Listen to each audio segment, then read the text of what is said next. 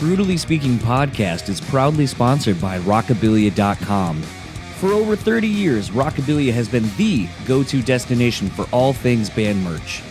With over 500,000 items in their online store and collaborations with today's hottest bands, you're sure to find something you love. Use our code BREW10 at checkout and take 10% off your total order. So go pick up your favorite new piece of merch now over at Rockabilia.com. And now, on to the show.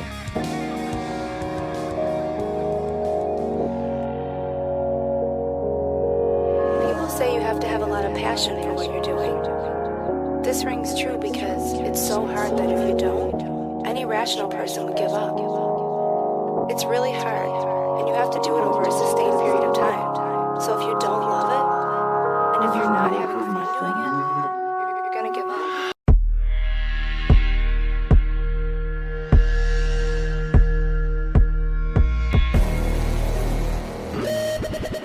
What's up, everybody? Welcome back to another episode of the Brewtallyspeaking podcast. I am your host, John, and this episode's guest is Mike from Darkest Hour. This was a fun but quick chat taken and done during my lunch break, but also was in the middle of a press junket for Mike. So in light of last week's epic, 3-hour-long episode, this is something a little bit more bite-sized to get you through the week and prepare you for the record. Darkest Hour have a new record, Perpetual Terminal. It is out this Friday as of when this episode drops, February 23rd. So go pick it up.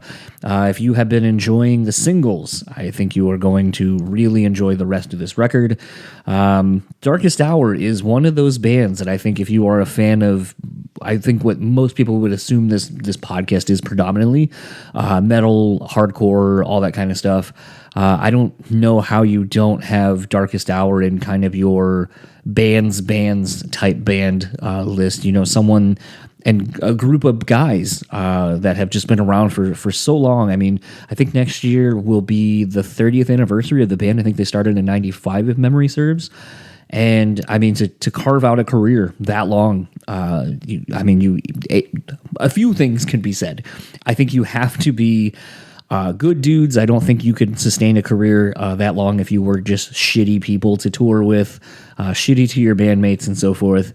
And I think the other part of that is I think, honestly, it speaks to the quality of music that they have been putting out consistently for a very long time. So I think with Darkest Hour, they are a band that you kind of know that you're going to get something really great every time from them. I just don't see how you could be let down with a Darkest Hour record. So it was really cool kind of getting to talk to Mike, kind of bullshitting with him a little bit about Doc and Doc's lotions and potions. That was really funny. Thank you, Doc, for the little heads up on a way to help break the ice.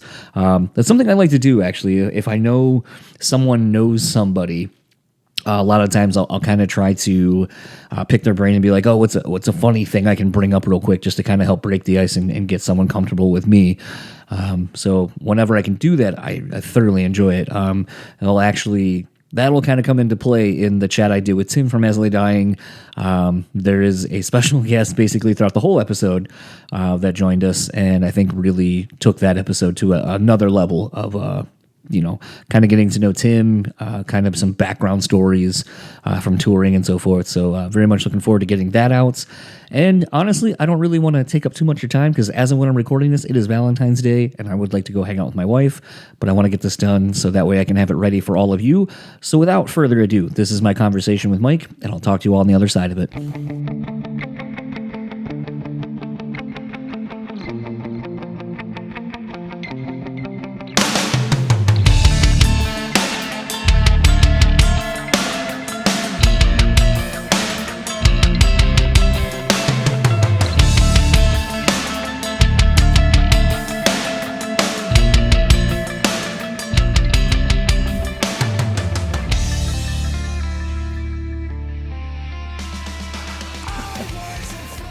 All right, so there we're going.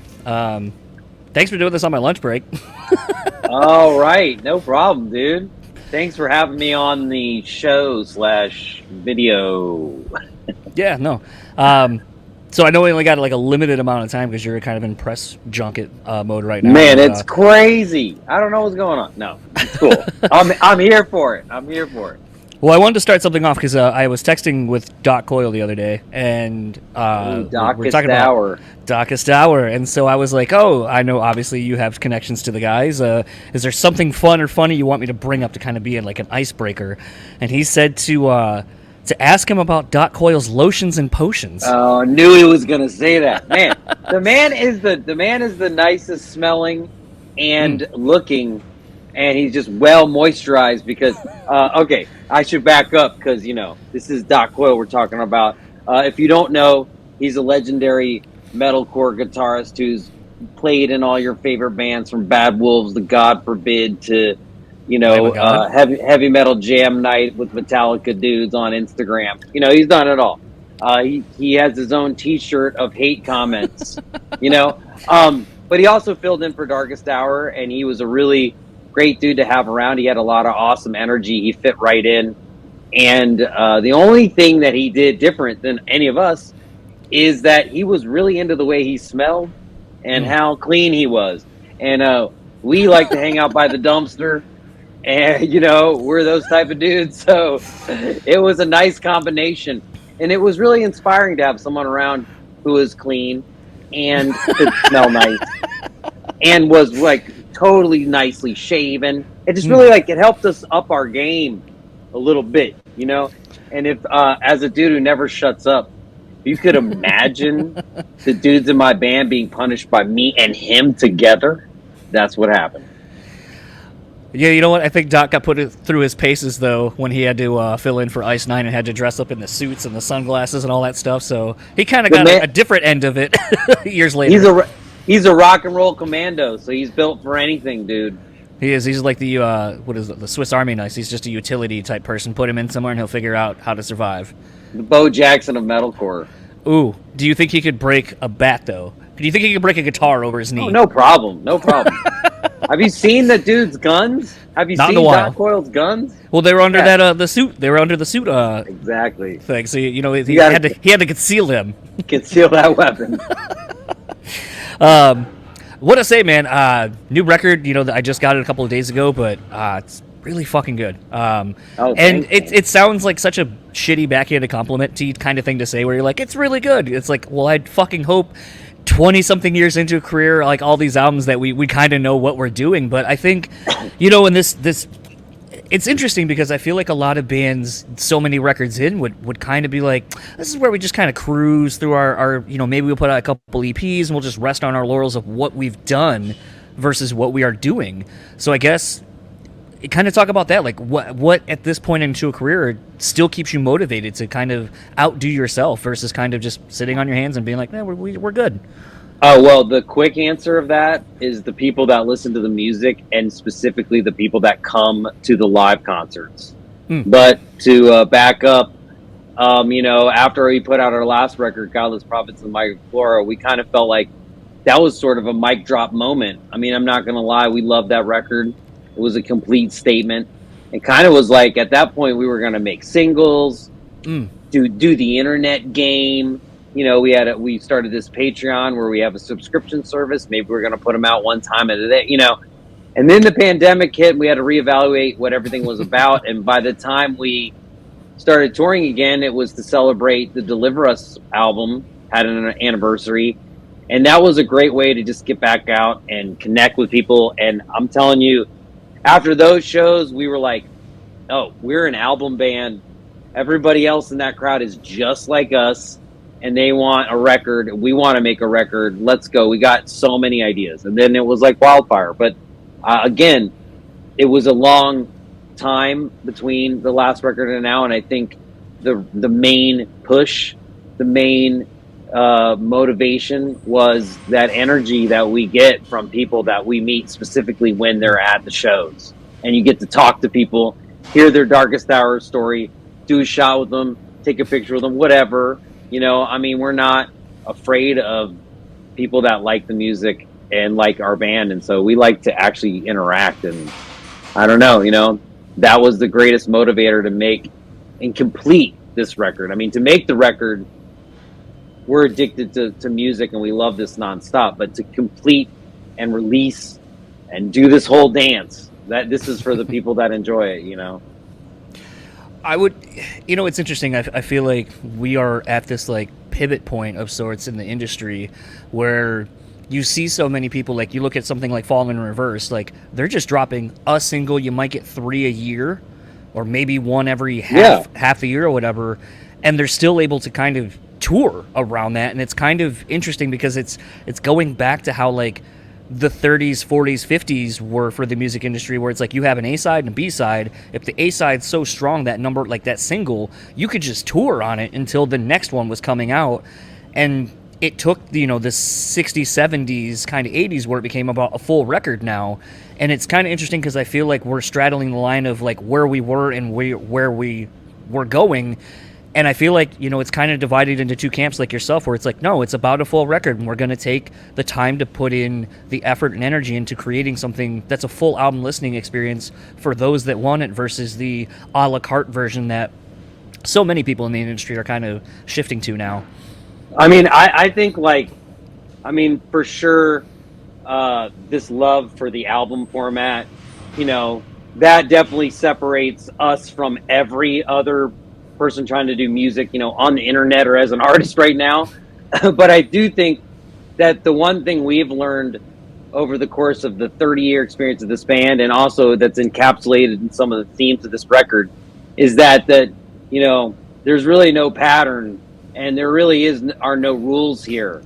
Like, this shit is just everything goes, and really like trying to figure out like, what's the next cool new wave? I mean, that is really not the right approach. And especially for us, the approach was figuring out, like, who are we, what do we fit in, and what are we about, And we're still a band that has, like, 5 people in it. One dude plays bass, one guy plays drums, 2 guys play guitar, one guy sings, kind of thing. And we have a little bit of production at the show, but it's pretty straightforward. And I think that a lot of that pulls into everything, just like our love for vinyl records in the age of the MP3. But we also embrace modernism, like we have a Patreon, we've crowdfunded a record, we make lots of music videos and do lots of content online. So I think we're just, again, taken from a page from Doc Coyle's book, and we're just rock and roll commandos. We're out here, we love this so much, we're going to get in people's faces, and now here I am on your iPhone or whatever you're watching this on, Yeah, that's always interesting too, how people consume media now. I mean, like, I just literally, while I was working before doing this, I was listening to a Sirius XM on my phone now that I realize I can do that.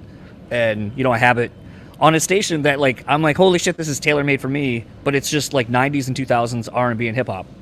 So to me, it's like perfect for me. Like, that's not even, it gets crazier. Like, talk about the way people consume music. Talk about making album mixes where this guy wants to have an iPhone hooked up in the control room where he can just link it to the iPhone and just crank it off the iPhone so everybody can hear it in the room off the iPhone. Because, now a lot of people, this is how they listen to music. Just like this thing, no, a Bluetooth speaker, no nothing. So mix it for that. I mean, I don't know. It's insane. So you do have to mix for your format, but at the same time, what focuses us in is love for records, love for jamming the record in your car. Well, I was gonna say, why is the car test always the best way that record's gonna sound?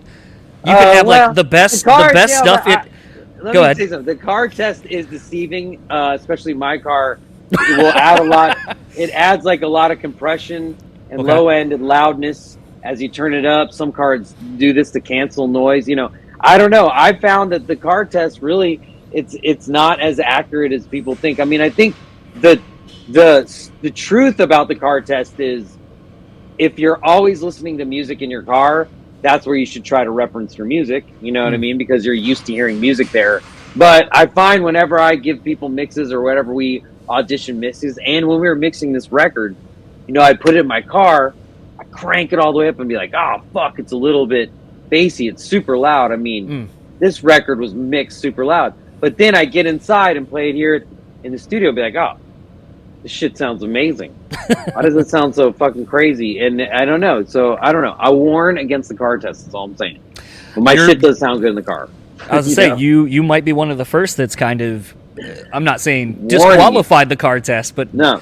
Like Andrew from Ghost Inside had sent me some solo stuff he was working on a long time ago, and I was coming back home from working at the bar, and I threw it on and I sent him a thing. I was like, doing the card test, like, and he was like, there is nothing better or cooler than like when you get your song, it's all done, and then you take it for literally for a spin. And he's like, I don't care what anyone says. It's like one of the best feelings ever. Like, it is, unless it's wrong. But also, I don't disagree. Like, I'm not saying I don't do it. right. I'm just warning people that it can lead you down a dangerous road if that's where you think your reference room is. You know what I mean? Yeah, absolutely. Something, you kind of were just talking, obviously getting reinvigorated. We're going to had a formula and a plan for how the band was going to move forward. Something I kind of like to ask, a lot of bands, especially now that collectively we've all had a stopping point of like my life for everybody, literally regardless of profession, kind of came to a standstill, and kind of makes you reevaluate your life, where you want to be or what you want to do and so forth. But I always kind of like asking the question of what did you learn about yourself? So to me, obviously, being the band is all you've known and you had a little bit of time away from it, even if you're still writing and everything, but like the big part of how you exist in a band was gone. What did you learn about yourself in that process? Well, I mean, a lot of the struggle of trying to do a band for 30 years is trying to figure out like who you are. A lot of people have a hard time with the duality. Like, am I this person that's on tour, or am I this person that's at home? You know what I mean? Or am I both? Because like, you need to be a little bit more savage out there on the road than you do need to be at home taking care of your 8-year-old. You know what I mean? So I think that people struggle with this. A lot of people who leave the band life and go into, regular world struggle with this. A lot of people who stay in band life too long and don't balance their any kind of home life, they fall into another category of people that are in, sometimes in peril. So I think that for me, this trying to balance that has always been a struggle, but also been something that I've focused on, because like, I want to do this for a living, but I also want to be a regular person, have a wife and a kid and whatever. And I think that the biggest thing I learned, although it was fucking hard, is that I can exist, like I can find things. I found new hobbies. I can find interests. Like, this doesn't have to like completely define me, but at the same time, I also love this so much that I'm right back at it, won't give up on it, and have learned to love a lot of the details that used to be a little bit frustrating because of that perspective. So I think that while part of it is learning that you can exist without this, it's also learning that, you still love it. And I think that's a freeing place, because you're not chained to it. You're choosing to be there, even when it's hard. And I think that says a lot about like your mental state when you're doing it. And I think that pause brought me that kind of perspective, if you will. I think it's interesting. I had a sort of epiphany many years ago, and then I kind of put it through the lens of like band people, where it's like, me doing this for 400 plus episodes and 7+ years. It's like I have friends who will sporadically go through and cherry pick episodes and then text me about something like I'm still having the conversation. And so like, it's a thing where I'm like, were we having a conversation like through text that I blanked out on? And it's like, oh no, I was listening to this and it made me think of, whatever. And I'm like, oh, okay, well, let me put myself back into a conversation I had 5 years ago and see if I can remember where I was or what I was thinking. And that was kind of the light bulb moment of like, we do the same thing to a lot of artists, where it's like, whatever you're going through right now is tentatively what will inspire the next thing that you're going to write. But then by the time you write, record, and all that stuff and it's done, that could be 6 months to 2 years down the line. And then now you're having to relive the thing, and presumably will for the touring cycle. So you don't really ever exist in a present or a past or a future. You're kind of traversing all three at the same time. And it's a very weird space to be, I think, for an artist, where it's like, I don't exist really in any one thing, so how do I exist for myself? Well, this is something that we kind of talk about sometimes, where if you maybe you want to write a song that's kind of more of a political statement, But by the time that shit gets done, news travels so fast now.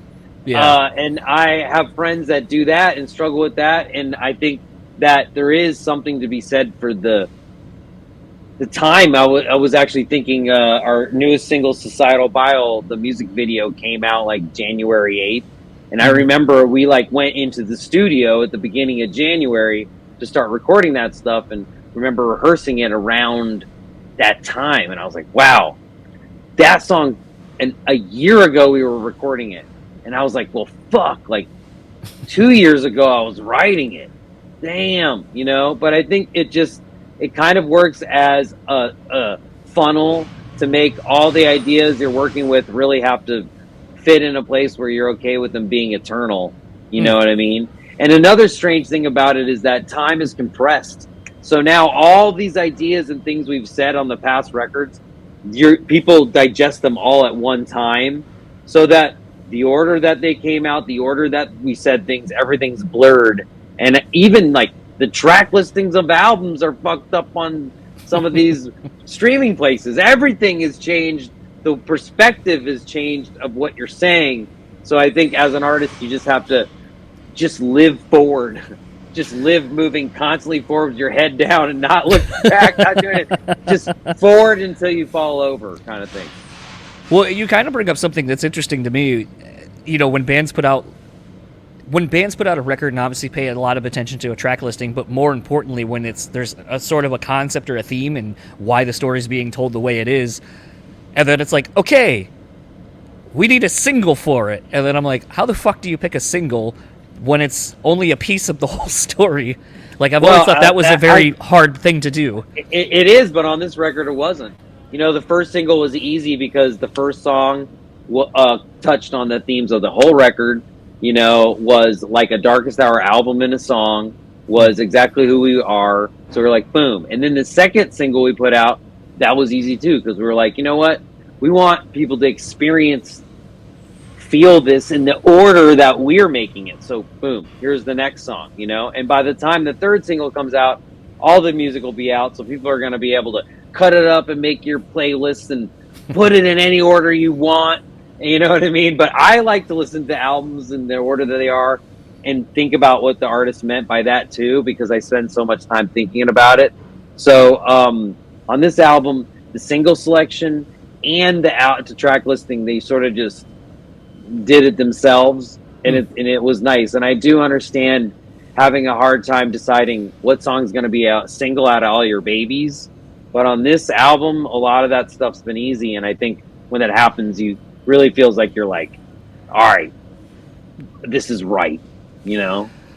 Well, I would imagine at this point, you know, decades into a career, like there's sort of the understanding of, and because I kind of notice it more as just getting older, like, you know, getting ready to turn 40 this year. It's like, okay, sometimes I just know to trust my gut on something, like how I feel. It's like I've been in a situation like this enough times, and if I don't follow my gut instinct, a lot of times I'll go, fuck, I should have followed my gut instinct.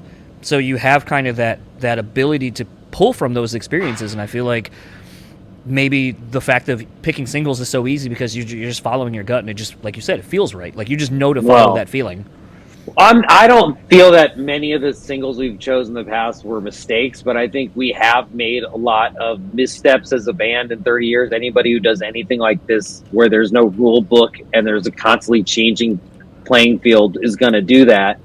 But we have gotten to a really good place where we realize a few truths, which are like, one, we're fucking in control. Fuck everybody else. Like, we've self-managed the band and we make the decisions now. Two, the most important people are the people that, like I said, are coming to the concerts, are actually interacting with us, listening to the music, who like the band. Those are the people that are our base first, you know what I mean? And three, we're going to keep taking chances regardless, because part of what keeps this thing alive and it being, you know what I mean, a thing that matters, is that it is an organism that continues to grow. And so I think that even on this record, even though you have a lot of this is Darkest Hour, shit we've done, shit we've learned through, we learn from, we still aren't afraid to take some beatings and try some things. And who knows, maybe like 3 records from now, I'll be like, Yeah, we were still fucking making mistakes. But the thing is, you don't do anything new without trying anything new. So Well, I we mean, have they some say really fresh that's, stuff on the album, you know? as I say, they say that's where growth happens, is kind of in the uncomfortableness of things and trying and experimenting. And we're not done yet, man. That's why I'm telling people, check this album out. This is always, someone called me out on this somewhat recently, because notoriously I've said, like, my wife and I are not going to have kids. We don't want kids. But I find it interesting, again, kind of looking at life through a lot of different perspectives and just kind of figuring it out. I do think that there's something really interesting about watching kids kind of come into their own, and the way that their brains work, because they're not, they don't necessarily know to lie. They'll be very honest and upfront about things and so forth. And, those that have kids, I often wonder, do you find that your sense of wonderment and, excitement about things gets reinvigorated because you get to kind of experience life again through new eyes? Oh, man. I mean, I think there's so many things that happen to you emotionally as a parent that change your perspective on everything, that, I mean, of course, but that's just one, like, tip of the iceberg, I think having a daughter has changed my perspective on the world. I think that if I had a son, it would change my perspective on everything, on being a parent, and things that they're going through. And I also think that, where we live, affects my perspective on things, too. And I think that the environment that we've chosen to live in, like, we love our community here, and I think it's a great place, like, to have a kid and be able to kind of evolve into a person that is a parent. I mean, for me, it's like, how do you go from being someone who will fall out of a tour bus screaming "fire it up" right before you're supposed to play after doing 3 shots of Jack Daniels, but also be in charge? You know what I mean? Help shepherd this young, beautiful person into the world. You know what I mean? And that duality is really hard, but I've been thankful for my daughter and my wife, and my cat, my whole family, for, making me be a real person. You know what I mean?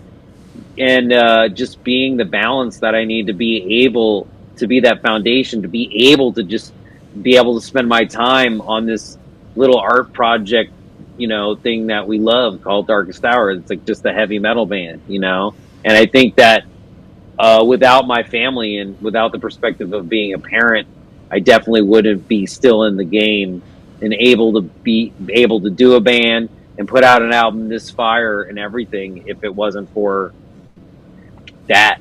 You know what I mean? That gift of perspective of parentum, Parental. That's a good word.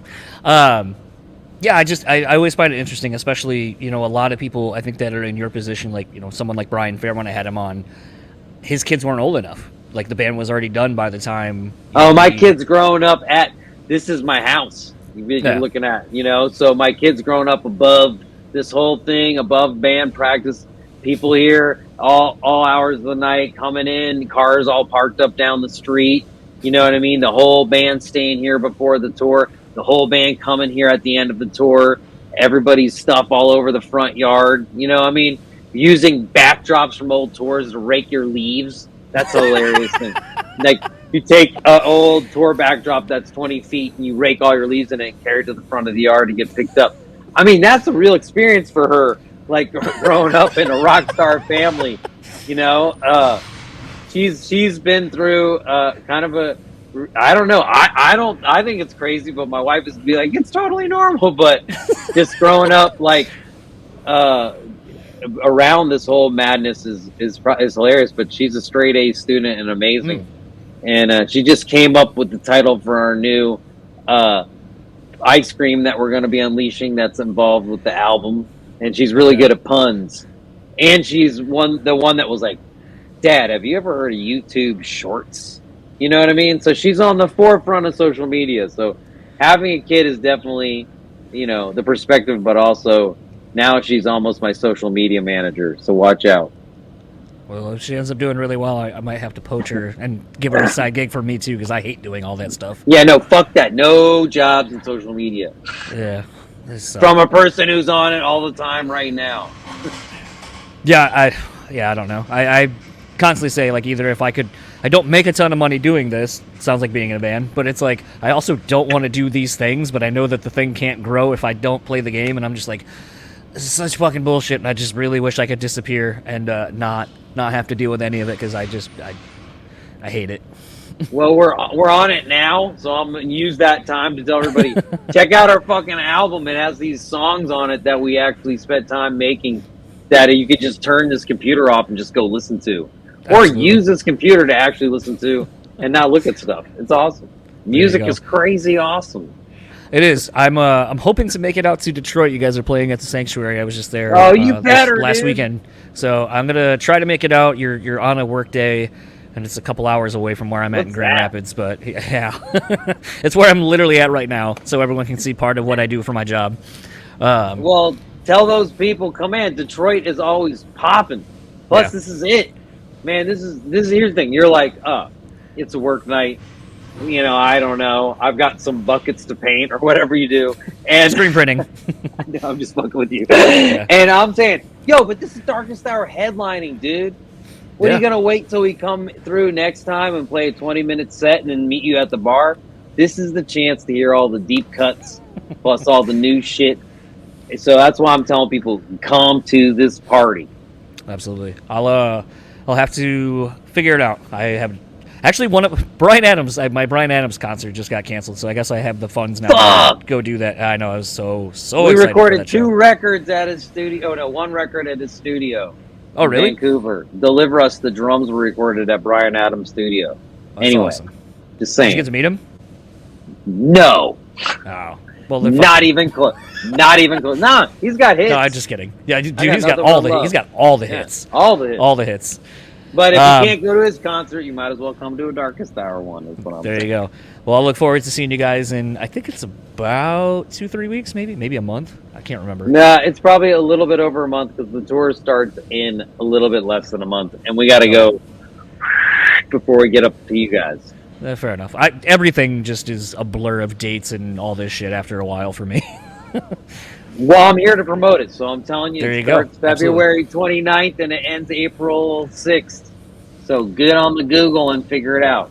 There you go. Well, USA thank you so much. Canada. Thank you so much for the sake of the time. Looking forward to maybe ripping a couple shots in about a month or a little over a month. Jack Daniels. Same. Or higher, but we will take rail. We're not that picky. If you find us at the end, just saying. Yeah. If you're going to make notes ahead of time. Absolutely. Enjoy the rest of your day, and thank you so much. Cheers, man. Party on. What's up, everybody? Welcome back to another episode of the Brewtallyspeaking podcast. I am your host, John, and this episode's guest is Mike from Darkest Hour. This was a fun but quick chat taken and done during my lunch break, but also was in the middle of a press junket for Mike. So in light of last week's epic, 3-hour-long episode, this is something a little bit more bite-sized to get you through the week and prepare you for the record. Darkest Hour have a new record, Perpetual Terminal. It is out this Friday as of when this episode drops, February 23rd. So go pick it up. If you have been enjoying the singles, I think you are going to really enjoy the rest of this record.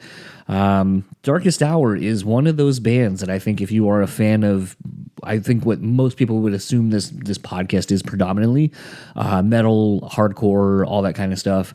I don't know how you don't have Darkest Hour in kind of your bands type band list. You know, someone and a group of guys that have just been around for so long. I mean, I think next year will be the 30th anniversary of the band. I think they started in 95, if memory serves.